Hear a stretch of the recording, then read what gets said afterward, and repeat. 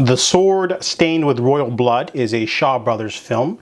I believe it has a lot of the Venom mob members, and that's what makes it this one a little bit more memorable than the other movies. I watched this movie off on Amazon Prime. It is about a young man whose father is governor who's killed by, the political forces. So he's whisked away by a loyal servant and given to a martial arts master who keeps him in seclusion for about 17 years, making him a really strong martial artist. And he's told that now that the 17 years are up, he's almost finished his training, his master's going to go help victims of natural disasters, and after his training's finished, he can go out into the world and start looking for his brothers and sisters that are also, shall we say, students of friends of his master. So he goes out, and the first thing he does is he gets mixed up with this rascally young man who meets him at a restaurant.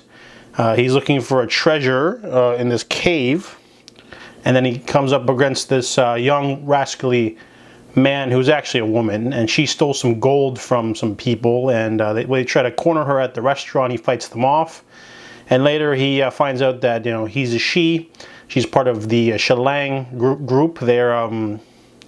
They steal the rascals. They have a pretty big reputation, but they have stolen gold meant for victims of disasters. So we get this amazing sparring duel in the middle of the film, and then of course the fantastic finale. It's great watching these martial artists go completely at it. You just see him go crazy fast with spears and swords and all sorts of varied weapons.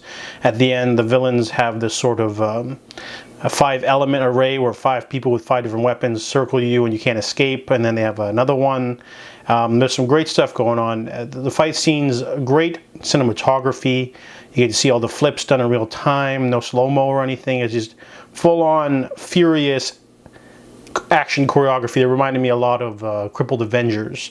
So the Sword Stained with Royal Blood also has a pretty interesting story. There's some flashbacks in there, but we get this sort of deep-seated romance and grudges between families.